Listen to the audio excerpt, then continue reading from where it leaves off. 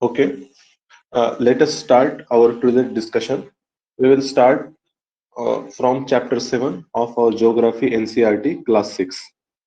I'm enabling share screen option now.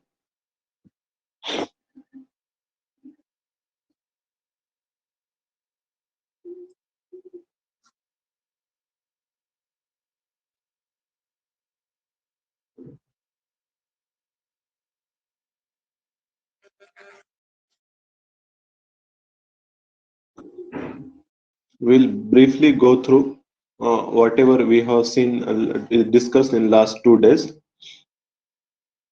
This is 6th standard NCRT. Here we have 8 chapters. First is about Earth and solar system. Then it is about globe, latitude, longitude. Then about motions of the Earth. Then maps. Then major domains of the Earth. After it, we have major landforms of the Earth. Then next chapter is about our country, India. It is about physical geography of India. Okay. Then we have India, climate, vegetation, and wildlife. Okay. See here in this chapter, we have seen the Earth, its location in our solar system, then some important stars in our space. Like this one is North Star. When you are facing in north direction in at the night, you will see this star, North Star. It is used for navigation purpose. And on next page, we have a diagram. अब यहाँ पर देखो, we have sun and 9 planets, 8 planets. Mercury, Venus, Earth, Mars, Jupiter, Saturn, Uranus, Neptune. Asteroid belt is located between Mars and Jupiter. Okay, moving ahead, आगे बढ़ते हम. Earth का shape geoid shape है, not perfect sphere, but flattened at poles and inflated at equator. Okay, तो geoid shape ये words आपने याद रखना है. अर्थ का डायमीटर अप्रोक्सीमेट 1200 किलोमीटर 12,000 किलोमीटर है और moon is 1/4 of the earth.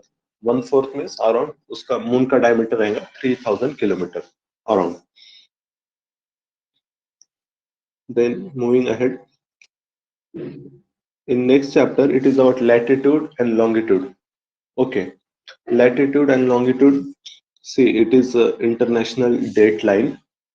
Okay, international date line, then prime meridian, latitude, longitude. See here, these horizontal lines are called as parallels. Okay, horizontal lines are parallels, which are the 0 degree parallel is called as equator. Okay, then we have Tropic of Cancer, Tropic of Capricorn, and the region around equator is called as torrid zone. Above it we have temperate zone, and near to the pole we have frigid zone. Okay,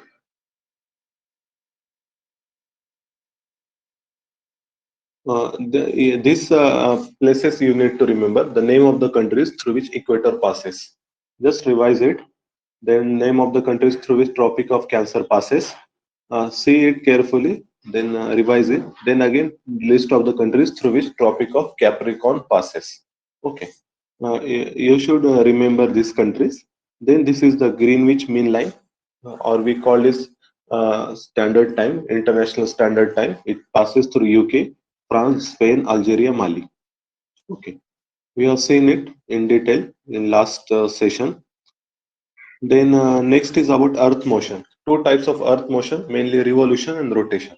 In case of rotation about Earth's axis, and revolution is around Sun. अब यहाँ पर देखो, अर्थ जो है rotate जो कर रहा है ये इंक्लाइन है. इसका मतलब ये हुआ कि कुछ पार्ट ज्यादा सनरेज रिसीव करेंगे और कुछ पार्ट कम सनरेज रिसीव करेंगे.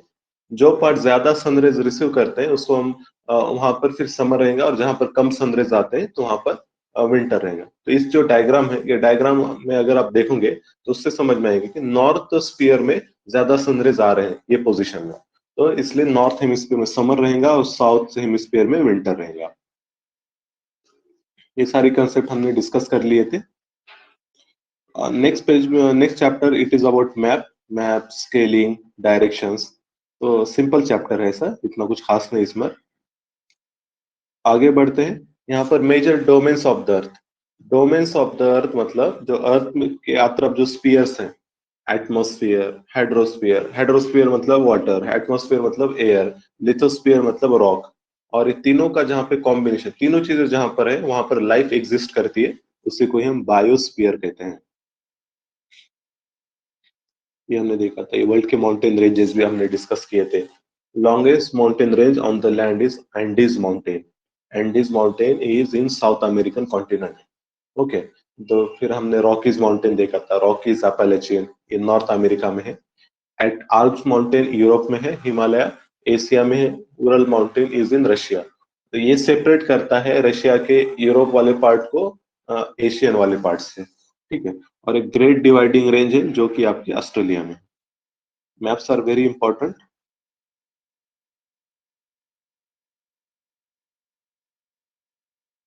और इसके बाद देखो, major landforms of the earth. यहाँ पर ये चीजें हैं, this landform are a result of two processes. जो हमने लैंडफॉर्म देखे थे, टू प्रोसेसेस रहते हैं, एक इंटरनल और एक्सटर्नल। इंटरनल प्रोसेस जैसा कि मतलब वोल्केनिक इरप्शन वगैरह, ये सारी चीजें इंटरनल में आएंगी, और एक्सटर्नल में इरोजन, डिपोजिशन, ये चीजें आएंगी। ओके, अर्थ के प्लेट के मूवमेंट्स भी होते हैं, तो वो भी इंटरनल प्रेशर की वजह से होता है। तो इससे देखो, हमने कल देखा था फोल्ड माउंटेन बनते हैं। फोल्ड माउंटेन जब कंप्रेस होते हैं, दो प्लेट आपस में कोलाइड होते हैं, तो फोल्ड माउंटेन बनते हैं। या फिर जब अर्थ का क्रस्ट मतलब एक दूसरे से दूर जाता है, जब टेंशन फोर्स रहता है, तो बीच वाला हिस्सा दब जाता है और रिफ्ट वैली बनती है। तो साइड में जो ब्लॉक्स रहते हैं, तो उसको हम कहते हैं ब्लॉक माउंटेन। ओके, प्लेट्यूज भी हमने देखा था, प्लेन्स भी हमने देखा था। Plains are large stretches of flat land. तो इस तरीके से हमने ये फिजिकल फीचर्स भी देखे थे। आज हम स्टार्ट करते हैं हमारा इंडिया। इंडिया के बारे में यहाँ पर दिया गया है। अब यहाँ पर देखो, इंडिया our country, यहाँ पर India has 28 states and 8 union territories. Daman and Dadar Nagar Haveli मर्ज इन नवंबर 2019। अभी क्या होता, अब हमारे पास 29 स्टेट्स थे, लेकिन जब Jammu Kashmir state reorganisation act लाया गया, तो जम्मू कश्मीर को स्टेट से यूनियन टेरिटरी बनाया गया। वहां पर एक दो यूनियन टेरिटरी बनाए गए, एक जम्मू कश्मीर और दूसरी लद्दाख। ओके, तो अब हमारे पास 8 यूनियन टेरिटरीज हैं और 28 स्टेट्स हैं। अब यहाँ पर देखो, India is a country of vast geographical expanse. In the north it is bound by lofty Himalayas, the Arabian Sea in the west and the Bay of Bengal in the east. Okay, तो ये चीजें ध्यान में रखना है। अब ये देखो, कल हमने देखा था, ट्रॉपिक ऑफ कैंसर इंडिया से पास होता है, ठीक है। 23 डिग्री टू 30 मिनट यन। यन मतलब क्या रहता है, कोई बताएगा यन क्या बताता है? नॉर्थ। हाँ, नॉर्थ। यन मतलब नॉर्थ। हम नॉर्थ हेमिस्फीयर में है, तो इसलिए वो नॉर्थ डायरेक्शन बताता है। ये चीज आपने ध्यान में रखना, हम नॉर्थ हेमिस्फीयर में। और इसी तरीके से देखो, from south to north mainland of India extend from 8 degree north to 37 degree north. ये लैटिट्यूड है हमारा, मतलब जो हॉरिजॉन्टल एक्सपांशन है हमारा। और जो फ्रॉम वेस्ट टू ईस्ट जो इंडिया का एक्सटेंशन है, it is 68 degree east to 97 degree east longitude. अब आप लोग ये तो डायग्राम नहीं, इसकी ये वाली डायग्राम नहीं, यहाँ पर समझ में आएगा। ये देखो, ये नीचे 8 डिग्री है ना, तो अराउंड 8 डिग्री या 7 डिग्री भी आप कह सकते हैं। अंडमान थोड़ा सा और नीचे है, वहां से तो लेकर तो यहाँ पर मतलब ये जो अपर एंड है हमारा, ये 67 के आसपास है। 67 डिग्री नॉर्थ, सॉरी 67 नहीं, 37। ये हमारा लैटिट्यूड है। और लॉन्गिट्यूड, लॉन्गिट्यूड मतलब वर्टिकल, वर्टिकल लाइंस। अगर आप वर्टिकल लाइन देखोगे, तो ये 72, तो यहाँ पर देखो लगभग हमारा 67 से 97 है। यहाँ पर ऊपर 96 दिखा रहे हैं ना, 96। तो 67 टू 97 ये हमारा लॉन्गिट्यूडिनल एक्सटेंशन है। तो ये चीज भी हमको समझना है। इसके बाद ये जो डॉट डॉट, ये वाली हैचिंग वाली जो लाइन है, ये हमारा ट्रॉपिक ऑफ कैंसर है।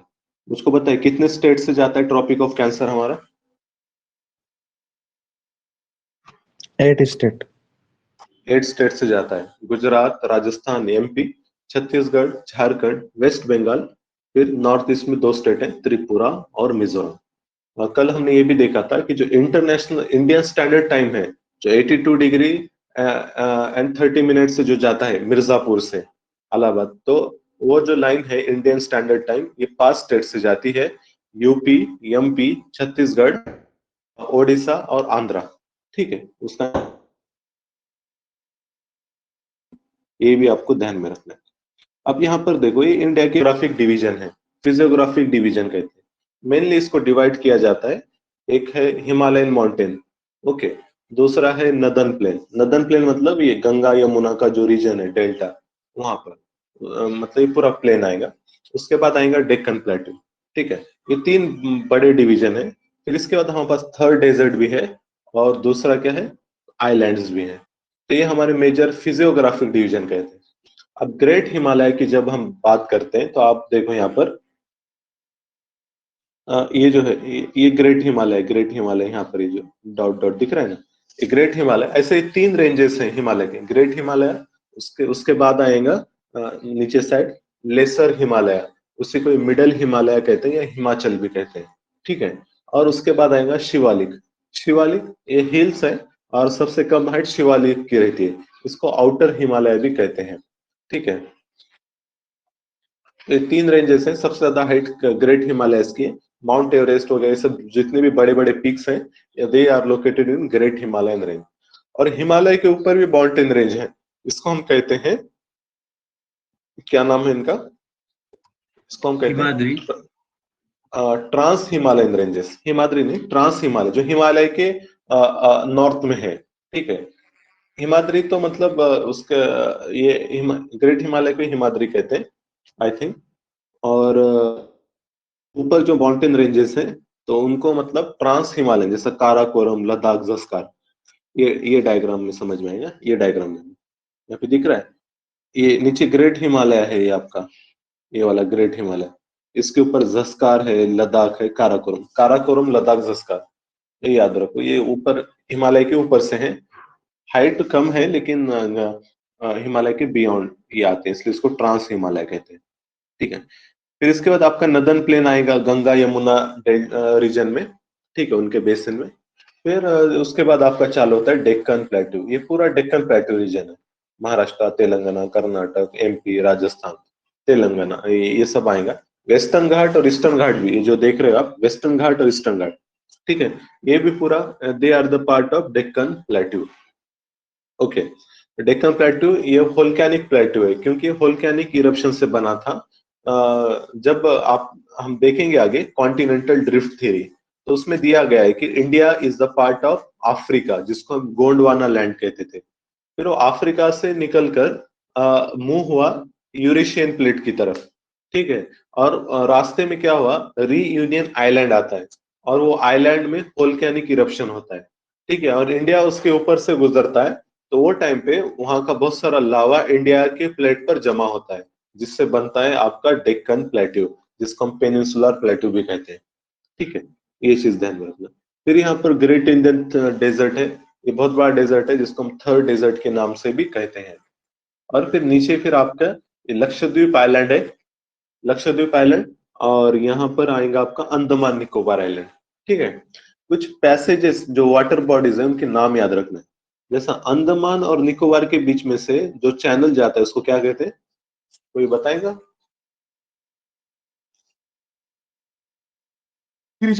एनी कितना डिग्री? 8 degree sir. 8 नहीं, 10 डिग्री। अब देखो ना, यहाँ पर आपको दिख रहा है ना, 8 डिग्री तो नीचे है, 12 डिग्री इधर है, तो दोनों के बीच में से 10 डिग्री जाएगा। 10 degree channel separate Andaman from Nicobar. Okay, और दूसरी एक चीज है, एक डंकन पैसेज भी न्यूज में रहता है। वो डंकन पैसेज यहाँ पे ये सेपरेट करता है साउथ अंडमान को, साउथ अंडमान को, नीचे यहाँ पे लिटिल अंडमान है, it separate south Andaman from little Andaman, तो उसको कहते हैं डंकन पैसेज। ये लोकेशंस आप मैप में देख लेना अच्छे से, आपके एटलास के बुक में रहेगा है। ठीक है, इंपॉर्टेंट है। फिर अब यहाँ पर देखो, वेस्टर्न घाट है, ईस्टर्न घाट है हमारे पास, ये पार्ट है डेक्कन प्लेट्यूज के ही। ठीक है, अब वेस्टर्न घाट का हाईएस्ट पॉइंट कोई बताएंगे मुझको, क्या है हाईएस्ट पॉइंट ऑफ वेस्टर्न घाट? अन्नैमुड़ी। हाँ, अनैमुड़ी। ये आएगा केरला तमिलनाडु बॉर्डर पे, अनैमुड़ी। इसका हाईएस्ट पीक है। और अगर ईस्टर्न घाट की अगर बात करते हैं तो ईस्टर्न घाट में महेंद्रगिरी बोल के, महेंद्रगिरी, अब यहाँ पर थोड़ा सा डिस्प्यूटेड है, कुछ लोग एनसीईआरटी में महेंद्रगिरी दिया है और विकिपीडिया पे वगैरह शायद वो आर्माकोंडा वगैरह ऐसा कुछ नाम दिया है। ठीक है, तो जहाँ पे डोडा डिस्प्यूट रहता है तो यूपीएससी वैसा पूछता नहीं है, डिस्प्यूट रहेगा। डोडा बेटा तो इधर ही आएगा, वो वेस्टर्न घाट में ही, ठीक है, डोडा बेटा, ठीक है। तो आनईमुडी, और ये हिल्स का सीक्वेंस भी है, एक जो ईस्टर्न वेस्टर्न घाट के हिल्स है उसका एक सीक्वेंस है, मुझको कल कोई याद दिलाना, कल हम वो सीक्वेंस भी देखेंगे, जो नीलगिरी है, अगस्ती मलाई है, कार्डोमम है, इनका सीक्वेंस भी है, कल मैं तुमको उसका न्यूमोनिक बता दूंगा, ठीक है। अब ये देखो, ये हमारे रिवर्स हैं, ठीक है। ये रिवर्स हम ब्रीफली देखते हैं। अभी देखो, इंडस से हम स्टार्ट करेंगे। इंडस आपको दिख रहा है यहाँ पे, जो ऊपर वाली रिवर है इंडस है, ठीक है, ये वाली रिवर इंडस रिवर।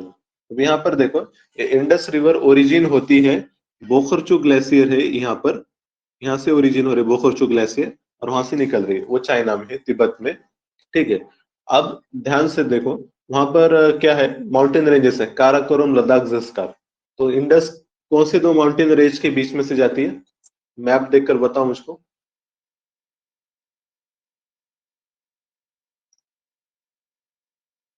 इंडस कौन से दो माउंटेन रेंजेस के? हाँ, जस्कार, और दूसरा कौन सा है?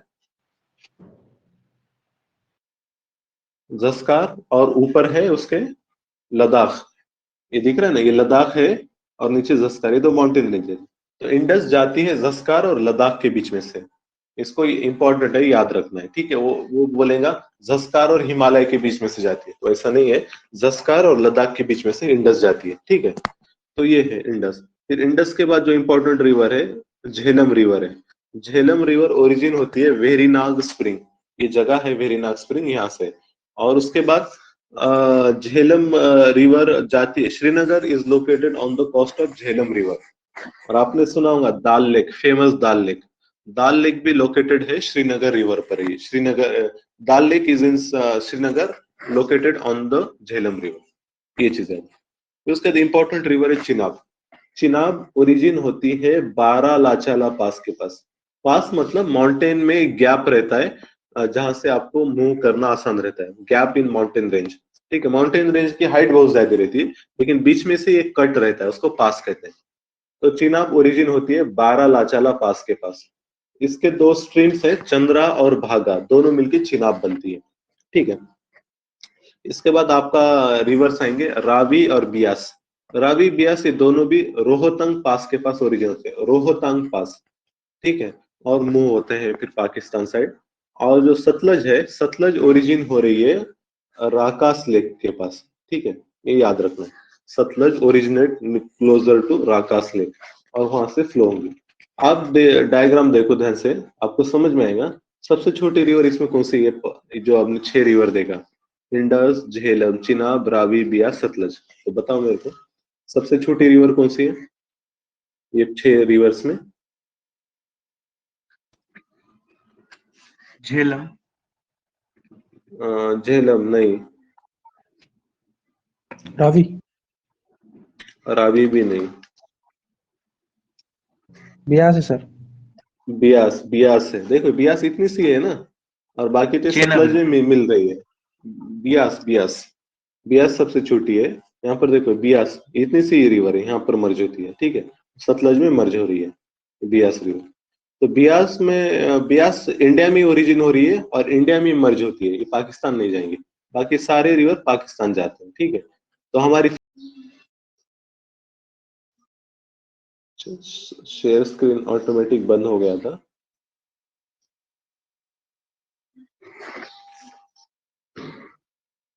हाँ, तो यहाँ पर देखो, जो ऊपर की जो 3 रिवर्स है, इंडस, झेलम और चिनाब, ठीक है, ये तीनों रिवर्स का पानी का जाएगा, मतलब पाकिस्तान यूज करेगा ये तीनों रिवर्स का पानी, ठीक है। इंडिया ये रिवर्स पर मतलब डैम नहीं बना सकता, मतलब एक हाइट, पर्टिकुलर हाइट से ज्यादा इंडिया यूज कर सकता है वाटर कंजम्पशन के लिए, लेकिन डैम वगैरह नहीं बना सकता, ऐसा ट्रीटी में है। और उसके बाद रावी, बियास, सतलज, ये जो रिवर्स है, ये तीनों रिवर्स इंडिया के हिस्से में आए हैं। इंडिया इनका यूज भी कर सकता है, और डैम से हम सब बना भी सकता है, ठीक है, तो ऐसा ही ट्रीटी था, 1960 में साइन हुआ था। ठीक है, इसके बाद देखो ये नीचे वाला जो डायग्राम है, it is about Ganga basin. Ganga भी एक important river, largest river system of India है। यहाँ पर देखो जब रिवर फ्लो होती है ना, तो उसकी डायरेक्शन देखना। अब गंगा फ्लो हो रही है फ्रॉम, आप देखोगे तो समझ में आएगा।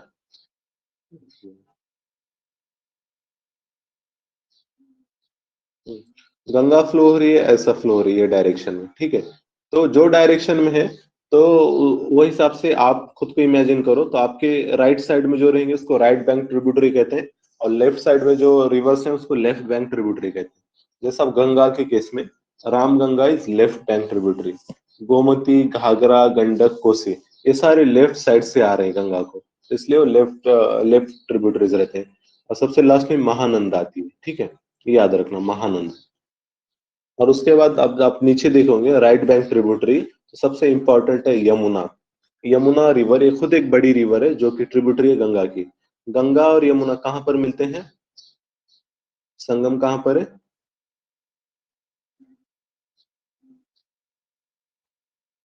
हेलो, आवाज आ रहा है मेरा?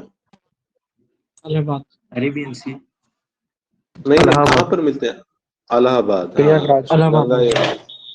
इलाहाबाद में, ओके गुड। ठीक है, अब उसके बाद देखो गंगा यमुना, और फिर नीचे फिर गंगा अब जहाँ पे वेस्ट बंगाल में आती है ना, तो एक उसकी ब्रांच जाती है बंगाल में, एक जाती है बांग्लादेश में। बंगाल में जो जाती है उसको हुगली कहते हैं, और जो बांग्लादेश में जाती है उसको पद्मा कहते हैं। ठीक है, ये नाम भी याद रखना, पद्मा और हुगली। उसको डिस्ट्रीब्यूटरी कहते हैं, रिवर जब स्प्लिट होती है। ठीक है, उसके बाद देखो अ,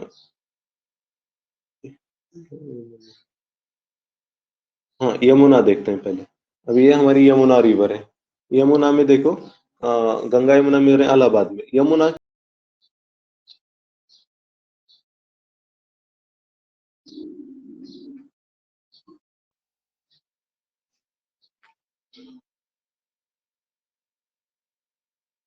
ठीक है, अब यहाँ पर देखो केन, बेटवा, सिंध, काली सिंध, चंबल और बनास, ये ट्रिब्यूटरीज हैं यमुना के। केन, बेटवा, सिंध, ये एमपी में है, केन और बेटवा।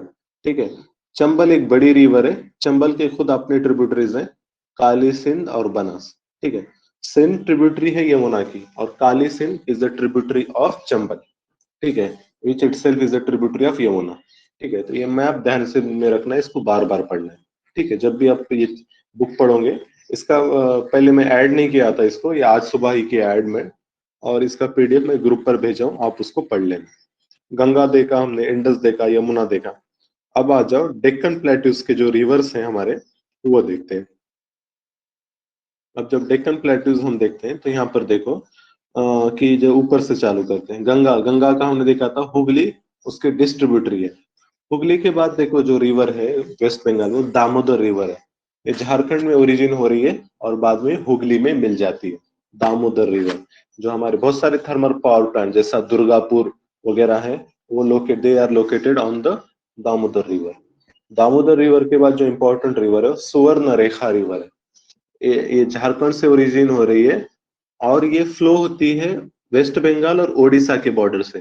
तो इसलिए वहां पर क्या है, डिस्प्यूट है, वाटर डिस्प्यूट है between west Bengal and Odisha government और सुवर्ण रेखा रिवर। तो ये रिवर याद रखना, और कौन से टू स्टेट में डिस्प्यूट है, मतलब वेस्ट बंगाल एंड दूसरा आएगा ओडिशा, इसको याद रखना है। ठीक है, फिर उसके बाद ब्राह्मणी रिवर आती है, जो हम यहाँ पर नेशनल वाटरवे बना रहे हैं। देन महानदी रिवर, ये most important river of Odisha है। यहाँ पर हीराकुड डैम बनाया गया है। Hirakud dam is constructed on Mahanadi river. ठीक है, उसके बाद आपका आएगा वंशाधारा। वंशाधारा ये रिवर है, और यहाँ पर भी डिस्प्यूट है बिटवीन ओडिशा एंड आंध्र प्रदेश। ओडिशा और आंध्रा में डिस्प्यूट है। उसके बाद जो एक रिवर आती है Godavari river, the biggest river in Deccan plateau. Okay, और second largest basin after Ganga. ठीक है, गोदावरी खुद एक बड़ी रिवर है। इस पर इसके बहुत सारे ट्रिब्यूटरीज हैं, जैसा पैनगंगा, वर्धा, वैनगंगा। ठीक है, ये तीन ट्रिब्यूटरीज है, पैनगंगा, वर्धा, वैनगंगा। अब ये जब ये तीनों मिलते हैं तो इसको हम कहते हैं प्राणहिता रिवर। ठीक है, याद रखना। और प्राणहिता मिलती है गोदावरी से। फिर ये गोदावरी आगे जाएंगी, अब यहाँ पर क्या होगा, उसको और ट्रिब्यूटरीज आकर मिलेंगे, जैसा इंद्रावती, सबरी, और ये सब पूरे क्या है, राइट बैंक है क्या लेफ्ट बैंक है गोदावरी के ट्रिब्यूटरी जो अभी हमने देखा? बताओ मुझको। Left bank. लेफ्ट बैंक है, क्योंकि गोदावरी ये डायरेक्शन में जा रही है ना। हाँ, तो आप खुद को इमेजिन करो, आप वो डायरेक्शन में चल रहे हो, तो आपका लेफ्ट साइड जहां पर रहेगा वो लेफ्ट ट्रिब्यूटरीज रहेंगे, ठीक है। और नीचे साइड से मांजरा रिवर आती है, ठीक है। आपकी तेलंगाना में एक फेमस लेक है मांजरा रिवर पे, कोई बताएगा उसका नाम? मांजरा रिवर पे एक फेमस लेक है। हुसैन सागर लेक। हाँ, Hussain Hussain Sagar lake, good good, वही। तो मांजरा रिवर पर है वो, ठीक है। और उसके बाद नीचे आ जाओ, गोदावरी, हाँ, गोदावरी के बाद इंपॉर्टेंट रिवर है हमारी कृष्णा रिवर, ठीक है। कृष्णा, इसका भी ओरिजिन महाराष्ट्र में होता है। इसके ट्रिब्यूटरीज हैं कोयना, भीमा, फिर तुंगभद्रा, मूसी रिवर। मूसी रिवर कहाँ से जाती है आपकी? ये तो सबको पता होगा। मूसी रिवर कौन से सिटी से जाती है? हैदराबाद। हैदराबाद, हाँ। और यहाँ पर कौन सा लेक है मूसी रिवर पर? लेक, जैसा मांजरा पे हुसैन सागर है, तो मूसी रिवर पर, सॉरी, मांजरा पे निजाम सागर है, मूसी रिवर पर लेक है हुसैन सागर लेक, ठीक है। हाँ, हुसैन सागर। जब आप ट्रेन से अगर जा रहे हो, समझो मुंबई से जा रहे हो हैदराबाद, तो जब आप हैदराबाद सिटी के करीब पहुंचते हो तो हुसैन सागर लेक आता है। वहां पर बुद्धा का स्टैचू भी है बड़ा, ठीक है। तो वहां पर दो ट्रैक निकलते हैं, एक राइट में जाता है, एक लेफ्ट में। अगर राइट जाओगे तो आप जाओगे हैदराबाद डेक्कन स्टेशन, और अगर लेफ्ट में जाओगे लेक के लेफ्ट साइड से, तो आप पहुंचते हो सिकंदराबाद, ठीक है। तो ये आपका डैम था, लेक था Hussain Sagar lake on Musi river, ठीक है। कृष्णा तुंगभद्रा दोआब, ये जो रीजन है, ये इसके लिए बहुत सारे बैटल फाउट हुए थे हिस्ट्री में। कोई बताएगा कौन से दो डायनेस्टी लड़ते थे ये रीजन के लिए? कृष्णा तुंगभद्रा, इसी को विजयनगर सर। विजयनगर हाँ, डायनेस्टी। विजयनगर, विजयनगर और काका दूसरा था बाहमनी, विजयनगर और बाहमनी, ठीक है। बामनी इसी किंगडम। को, यस यस, गुड गुड, इसी को हम रायचूर दोआब कहते हैं, है ना, रायचूर दोआब। तो ये रीजन में इंपॉर्टेंट है Krishna Tungabhadra. Tungabhadra is tributary of Krishna. फिर वही आपके हम्पी वगैरह सिटी तुंगभद्रा पर है, ये पता रहना चाहिए। फिर पेन्नेरू रिवर है। पेन्नेरू के बाद देखो पलार है, पोन्नैयार है। दरअसल ऊपर नीचे नाम है, पलार ऊपर आना चाहिए, पोन्नैयार नीचे। उसके बाद जो इंपॉर्टेंट रिवर है हमारी कावेरी रिवर है। कावेरी रिवर काफी न्यूज में, काफी डिस्प्यूट में रहता है, but it is dispute between कौन से दो स्टेट के बीच डिस्प्यूट है कावेरी के रिवर को लेकर? तमिलनाडु का सर। तमिलनाडु एंड दूसरा स्टेट? कर्नाटका। कर्नाटका एंड तमिलनाडु, दोनों में डिस्प्यूट है कावेरी रिवर को लेकर। अब यहाँ पर देखो इसके ट्रिब्यूटरीज हैं कावेरी के, जैसा अर्कावती, ये राइट बैंक, लेफ्ट बैंक है। और राइट बैंक में जैसा काबिनी रिवर है, अमरावती रिवर। अमरावती ये नाम बहुत जगह सुनोगे आप, ठीक है। It is one of the proposed capital of Andhra state, new Andhra state, ठीक है। और उसके बाद एक बड़ा सिटी भी है महाराष्ट्र में जिसको हम अमरावती कहते हैं, ठीक है। और ये अमरावती नाम से रिवर भी है। ये तीन चीजें, तो आप जब भी क्वेश्चन पढ़ो तो देखो कौन से कंटेक्स्ट में दे रहा है, महाराष्ट्र वाला अमरावती है या ये।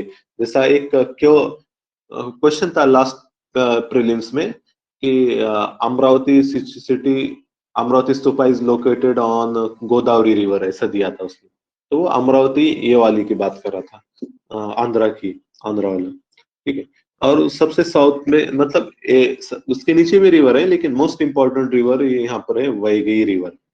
वैगई रिवर ये मतलब मदुराई वगैरह जो है ना, इसके आसपास ही है, और बहुत इंपॉर्टेंट रिवर है। आपने सुना होगा एक मुल्ला पेरियार डैम बोल के, उस पर कंट्रोवर्सी चल रही है, मुल्ला पेरियार डैम, सुना है आपने? यस सर, सुना है, करंट अफेयर। हाँ, तो अब देखो यहाँ पर कैसा है, ये रिवर है एक, इसको हम पेरियार रिवर कहते हैं। पेरियार रिवर केरला में है मेनली, और यहाँ पर एक डैम बनाया है, ठीक है, इसको कहते हैं मुल्ला पेरियार डैम। ये डैम है केरला में, बनाया गया था ब्रिटिश के पीरियड में, और वो टाइम पे वहां पे था मद्रास स्टेट, ठीक है। तो इसलिए मद्रास स्टेट के कंट्रोल में था डैम, और वो 100 साल के लिए मद्रास स्टेट के कंट्रोल में रखा गया। अब इश्यू क्या हो रहा है, हमारे पास स्टेट रीऑर्गेनाइजेशन हो गया और ये पेरियार केरला स्टेट बनाया गया तमिलनाडु में से।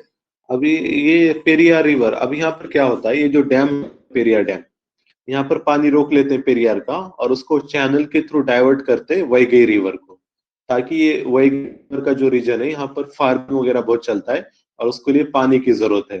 तो वैगई रिवर पर ये क्या करेंगे, इसका पानी डाइवर्ट करेंगे। लेकिन इससे क्या होता है, केरला के लोगों का पानी, क्योंकि केरला की रिवर तो केरला की है और पानी जा रहा है तमिलनाडु को, फार्मर्स को।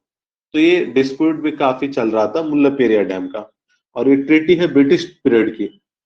तो अभी इस पे इशू हो रहा है, तो ये भी आप न्यूज में ध्यान में रखना, मुल्लापेरियार डैम। ठीक है। दूसरा और एक डैम न्यूज में रहता है, पोलावरम डैम।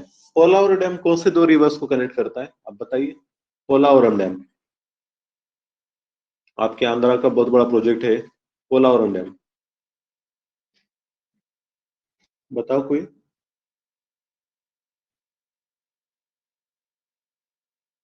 ये बड़ा मेगा प्रोजेक्ट है, ये कनेक्ट करेगा गोदावरी को कृष्णा से। ठीक है, ये है पोलावरम डैम प्रोजेक्ट। ठीक है, आ रहा है समझ में?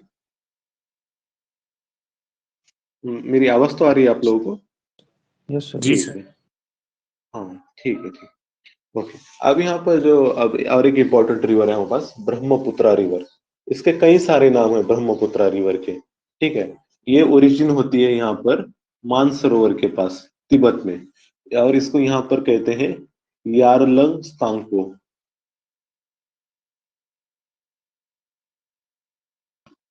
ब्रह्मपुत्रा रिवर को। ठीक है, फिर इसके ऊपर चाइना एक डैम बना रहे हैं, झागमू डैम। ठीक है, इसके लिए इंडिया और चाइना के बीच थोड़ा टेंशन हो गया, क्योंकि इससे क्या होगा, इंडिया का पानी चाइना रुका लेगा। ठीक है, और यहाँ पर तो काफी हमारी पॉपुलेशन उस पर डिपेंड करती है। ये झांगमू डैम हो गया।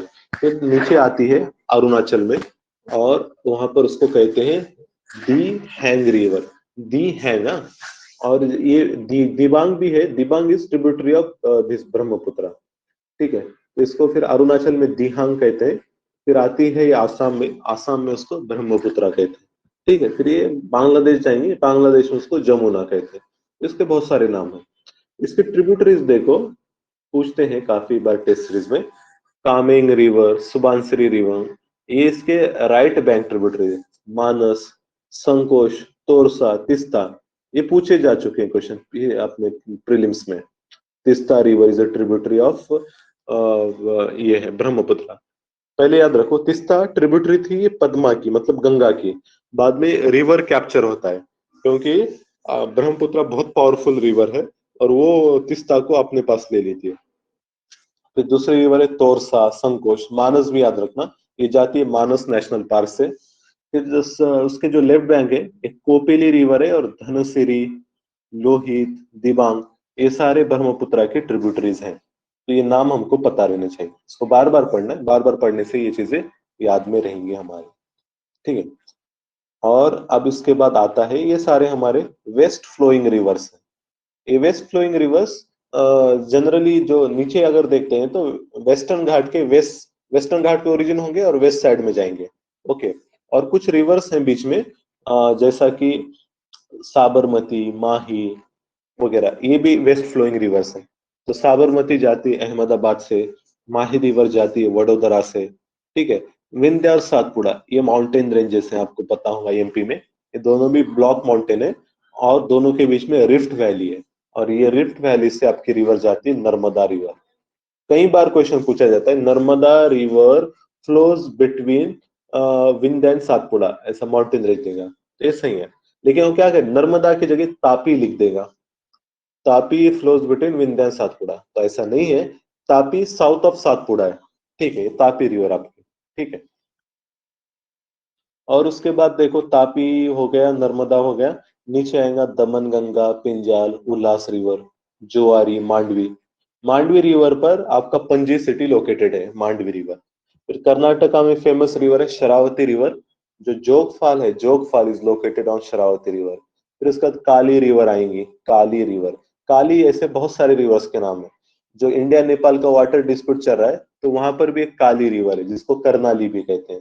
ठीक है, फिर उसके साउथ में देखो पोनानी रिवर है, इसको ही भारत पूजा कहते हैं। फिर पेरियार रिवर है, Periyar is the longest river of Kerala, ठीक है, जिसपे मुल्ला पेरियार डैम है। फिर पोनानी है, उसको भारत पूजा कहते हैं, ये second longest river of Kerala है। और उसके बाद नीचे आएगा पंबा, ठीक है। तो ये रिवर्स उसके नाम याद रखना है, ठीक है। यमुना तो हमने देख लिया था। तो यहाँ और इसके बाद कुछ दूसरे रिवर्स यहाँ पे हैंड रिटन में मतलब यहाँ पे लिखा गया है, tributaries of Ganga, Yamuna, Godavari, Krishna, Kaveri, Narmada, Indus, Brahmaputra, Damodar, Ravi, Mahanadi. ये आपको होमवर्क में पढ़ना है।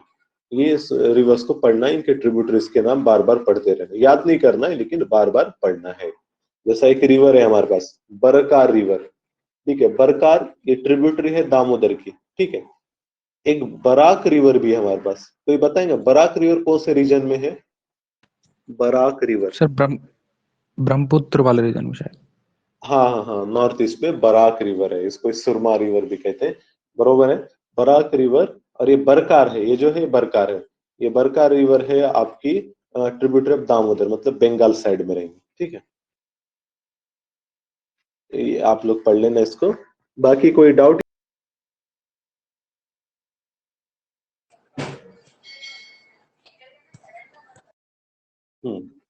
अब देखो, हाँ, ये जो एक्सप्लेनेशन है ये आपको पढ़ना है अच्छे से। Great Indian, the north most is the great in Himalaya और हिमाद्री। ग्रेट हिमालय को ही हिमाद्री कहते हैं, जो टर्म्स वगैरह आपके पूरे क्लियर हो जाएंगे। ग्रेट हिमालय का मिडल हिमालय आएगा, इसको हिमाचल कहते हैं। फिर उसके बाद आपका शिवालिक आएगा, ठीक है। तो ये चीजें ध्यान में रखना है।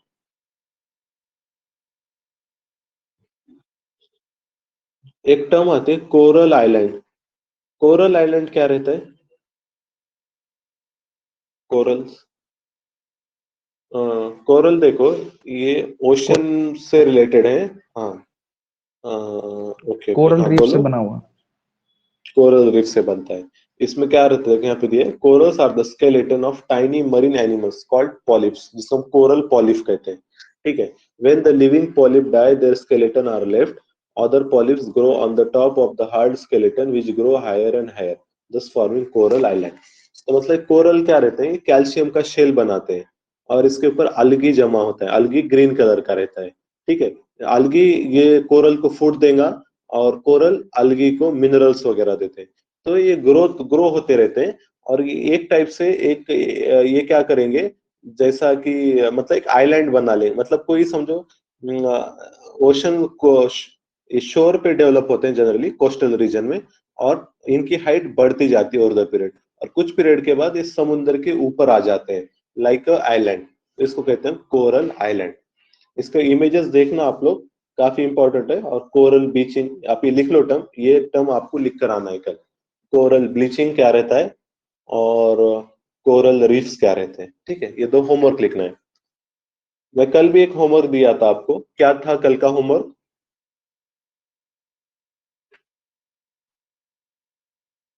किसी को याद है? कल मैं I have given one homework to you, एक टर्म दिया था मैं, उसको सर्च करके आने के लिए कहा था। बोलो कोई, क्या था होमवर्क? टेम्परेचर। हाँ, टेम्परेचर इन्वर्जन, ये आपको देखना। किसी ने किया सर्च टेम्परेचर इन्वर्जन?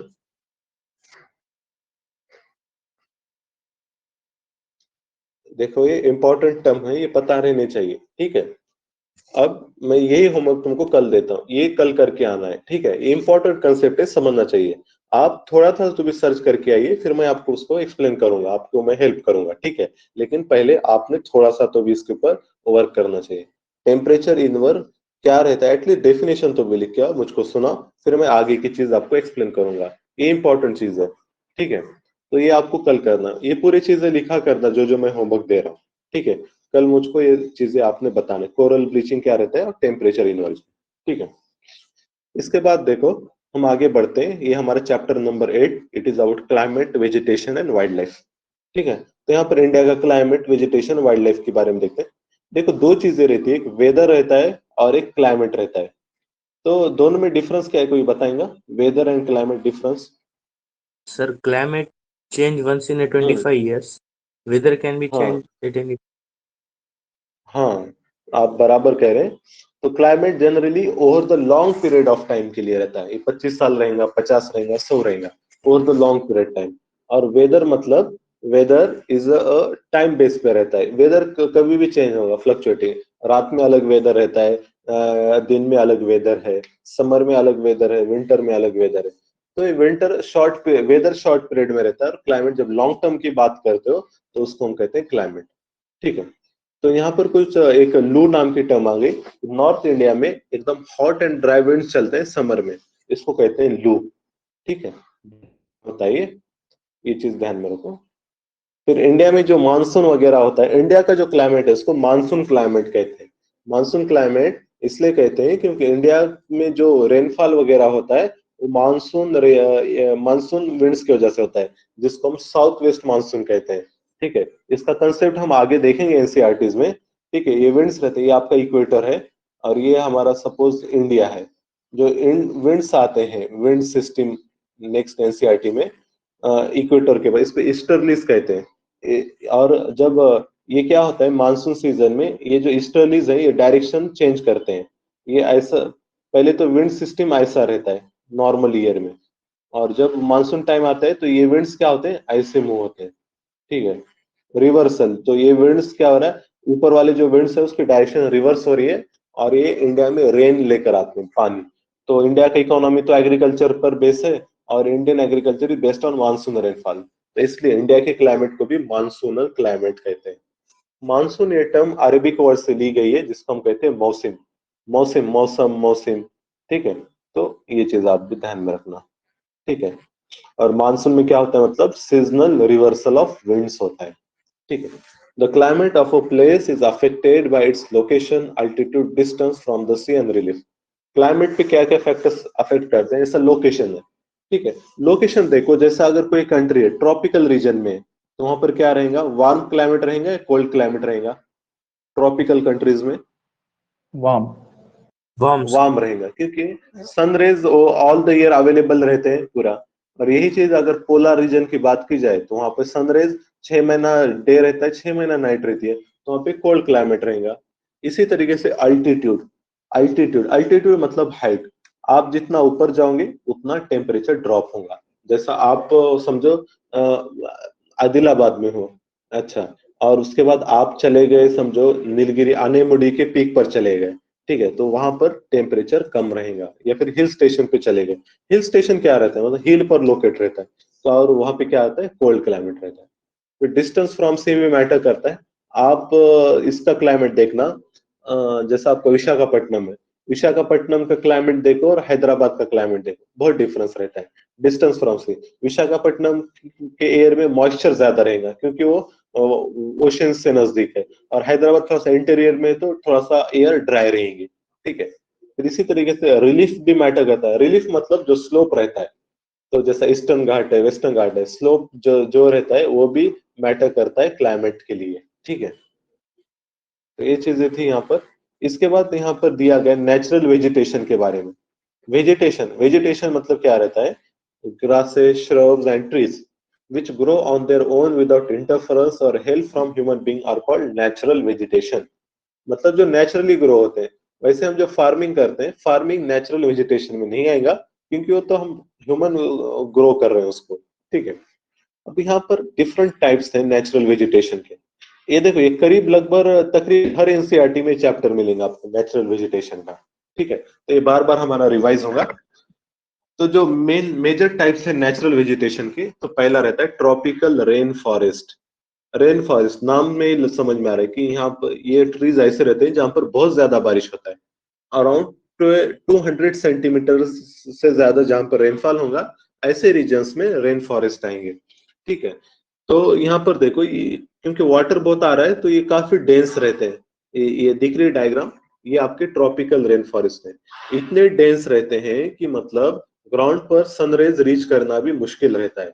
आपने सुना होगा अमेजोन फॉरेस्ट, ठीक है, अफ्रीका के फॉरेस्ट, इंडोनेशिया मलेशियन फॉरेस्ट, तो ये चीजें रहती है। इंडिया में भी है, इंडिया में ऐसे रीजन में होंगे जहाँ पे 200 सेंटीमीटर से ज्यादा रेनफॉल। तो ऐसा रीजन जो है हमारा वो है जैसा कि वेस्टर्न घाट है, वेस्टर्न घाट में होता है बारिश, या फिर नॉर्थ ईस्ट जो हिल्स है हमारे, गारो खासी जैतिया, वहां पर भी ये इतना बारिश होगा हमारे पास, ठीक है। अब इसके बाद देखो, इसमें जो मेजर ट्री स्पेशीज आते हैं, Nicobar, ebony rosewood, Andaman, sorry mahogany, ebony rosewood, ये ट्री स्पेशीज है। और ताकि, क्योंकि यहाँ पर सनरेज लिमिटेड रहते हैं, तो इसलिए ये ट्रीज की हाइट बहुत ज्यादा रहती है, टू गेट मैक्सिमम सनरेज, तो हाइट बहुत ज्यादा रहेंगी इनकी, ठीक है। इसके बाद जो सेकंड टाइप आता है, ट्रॉपिकल डेसिडियस फॉरेस्ट। डेसिडियस मतलब पतझड़ हम कहते हैं ना, जहां पर जो ऐसे ट्रीज जिनके पत्ते झड़ते हैं ड्राई सीजन में। तो इसमें भी दो टाइप रहते हैं, मॉइस्ट डेसिडियस और ड्राई डेसिडियस। मॉइस्ट डेसिडियस मतलब डेसिडियस ही रहेंगे, लेकिन इनका पानी वाटर रिक्वायरमेंट ज्यादा रहेगा, तो ये आते हैं 100 to 200 सेंटीमीटर रेनफॉल।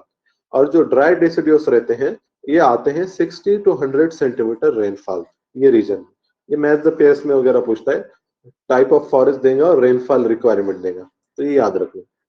तो इसके जो एग्जाम्पल है डेसिडियस के, टीक, साल, पीपल, नीम, शीशम, फिर आपका रेड सैंडलवुड, चंदन वगैरह, ये सब डेसिडियस में ही आता है, ठीक है। इस साल एक क्वेश्चन पूछा था यूपीएससी ने, मोरिंगा, मोरिंगा जिसको ड्रम स्टिक भी कहते हैं, या फिर हमारे इधर इसको शेवगा कहते हैं, शेवगे की फली, ठीक है।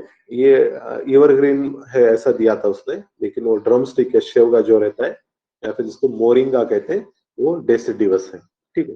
तो एक जो कॉमन जो ट्रीज वगैरह है वो हमको पता रहना चाहिए, ठीक है। इसके बाद देखो थॉर्नी बुशेस। थॉर्नी बुशेस, जहां पर थॉर्नी मतलब कांटेदार, तो जहां पर 50 सेंटीमीटर से कम से रेनफॉल रहता है, वहां पर थॉर्नी बुशेस आएंगे।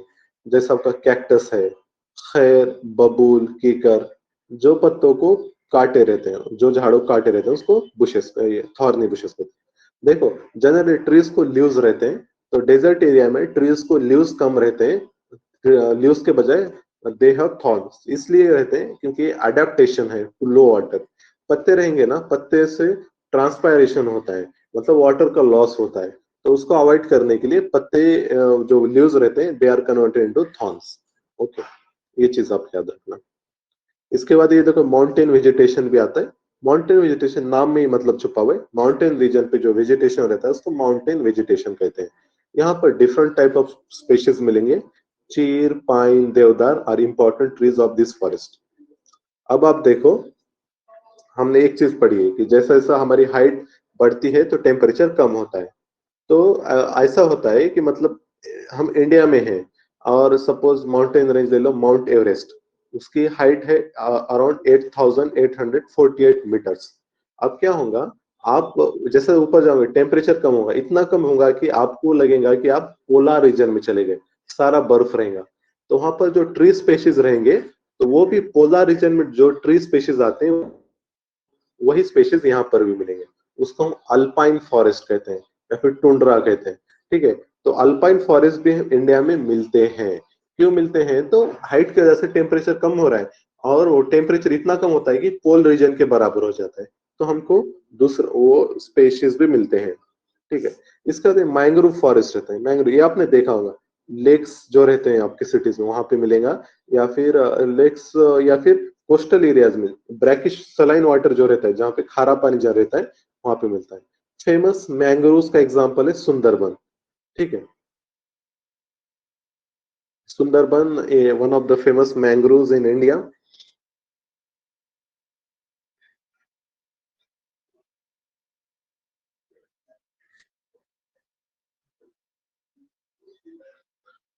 मुझको बताओ, सुंदरबन जो है, ये मतलब वेस्ट बंगाल और बांग्लादेश दोनों के बॉर्डर पे है, तो इसका ज्यादा पार्ट वेस्ट बंगाल में है या बांग्लादेश में है, कोई बताओ मुझको। सुंदरबन बांग्लादेश वेटलैंड, में ही सर। हाँ बांग्लादेश में 60% बांग्लादेश में, 40% इंडिया में, ओके। इसी तरीके से दूसरा एक क्वेश्चन, एक पुलिकत लेक है, पुलिकत लेक आपको पता है, पुलिकत लेक ना है, यस सर, ईस्टर्न कोस्ट पे है सर। कौन से दो स्टेट के बीच में है, ये तमिलनाडु, आंध्रा। हाँ यस, गुड गुड गुड। उसका भी आप देख लेना कहाँ पर ज्यादा है पुलिकत, ठीक है, आंध्रा में ज्यादा है या तमिलनाडु में, ठीक है। तो ये चीजें थी यहाँ पर। सुंदरी नाम का ट्री स्पेशीज है, मैंग्रोव भी, मैंग्रोव में आता है वो, तो इसलिए उसका नाम गिरा है सुंदरबन फॉरेस्ट, ठीक है। फिर इसी तरीके से फॉरेस्ट की जरूरत क्यों रहती है, तो फॉरेस्ट क्या करते हैं, दे एक्ट, पहले तो बात है वो रिसोर्सेस के लिए इंपॉर्टेंट है। फॉरेस्ट रिसोर्सेज, वुड है, बाम्बू है, मेडिसिनल हर्ब्स हैं। फिर इसी तरीके से वो हैबिटेशन देते हैं वाइल्ड लाइफ को, एनिमल्स को, ह्यूमंस भी रहते हैं, ट्राइबल्स वगैरह जनरली वहां पर रहते हैं। फिर इसी तरीके से फॉरेस्ट क्या करता है, क्लाइमेट चेंज को कम्बैट करने का रोल करता है, क्योंकि वो क्या करता है, कार्बन को स्टोर करता है अपने पास, ठीक है। तो ये सारी चीजें इंपॉर्टेंट हैं फॉरेस्ट के परस्पेक्टिव से, ठीक है। ये सारे देखो, medicine, shelter, fodder, fuel, sports good, furniture, soil binding, timber, ये सारे फॉरेस्ट के यूजेस हैं, हनी, ऑक्सीजन, ठीक है। फिर ये वाइल्ड लाइफ स्पेशीज है इंडिया की। अब ये तो इन्वायरमेंट में वगैरह ये सारी चीजें आएंगी, यहाँ पर इतना ध्यान में रखना। ये देखो, टाइगर और लियोपर्ड में क्या डिफरेंस रहता है, मतलब फिजिकल अपीयरेंस में, ये बताएंगे आप? टाइगर को स्ट्राइप्स रहते हैं, लियोपार्ड को डॉट। हाँ, डॉट डॉट रहते हैं, यहाँ पर देखो, ठीक है। लियोपर्ड को डॉट्स रहेंगे और इसको स्ट्राइप्स रहेंगे, ठीक है। ये वाला जो है इसके ऊपर वन हॉर्न राइनो है, और उसके बाद ये जो है एलिफेंट है हमारे, ये पूरे फ्लैगशिप स्पेशीज है। फिर ये बारहसिंगा है शायद से, ठीक है। तो ये हमको पता रहना चाहिए। नेशनल बर्ड हमारा पिकॉक है, नेशनल एनिमल हमारा टाइगर है, ठीक है।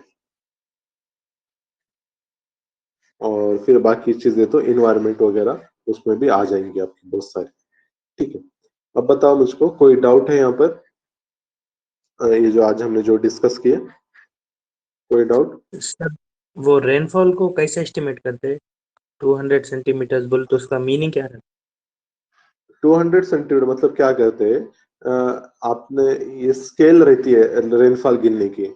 मतलब क्या करते हैं, कोई एक पॉट लेते हैं, पॉट, वो पॉट मतलब कैसा है, पॉट नहीं, एक पर्टिकुलर उसका डायमीटर रहता है, और वो रखते हैं जहां पर बारिश हो रहा है। तो उसमें देखें कितना पानी जमा हो रहा है, उसकी हाइट कितनी आ रही है, ठीक है। मतलब वो रहेगा ग्लास शेप में रहेगा वो, और उसके ऊपर स्केलिंग रहता है। आपने लैब में एक्सपेरिमेंट किया होगा तो आपने देखा होगा, टेस्ट ट्यूब जिसको कहते हैं, ठीक है। तो वो रखते हैं एक पर्टिकुलर साइज की, और उसमें जितना पानी जमा होता है, तो उस पर से वो जो पानी की हाइट है उस पर से गिनते हैं कि कितना सेंटीमीटर रेनफॉल हो रहा है वहां पर। ये सारी चीजें कौन करता है? आईएमडी पढ़ा है आपने, इंडियन मेट्रोलॉजिकल डिपार्टमेंट, ठीक है। उसके लैब्स रहते हैं अलग अलग जगह पे, ठीक है, वो करते हैं ये काम, रेनफॉल मेजर करना वगैरह, ठीक है। और कोई बात?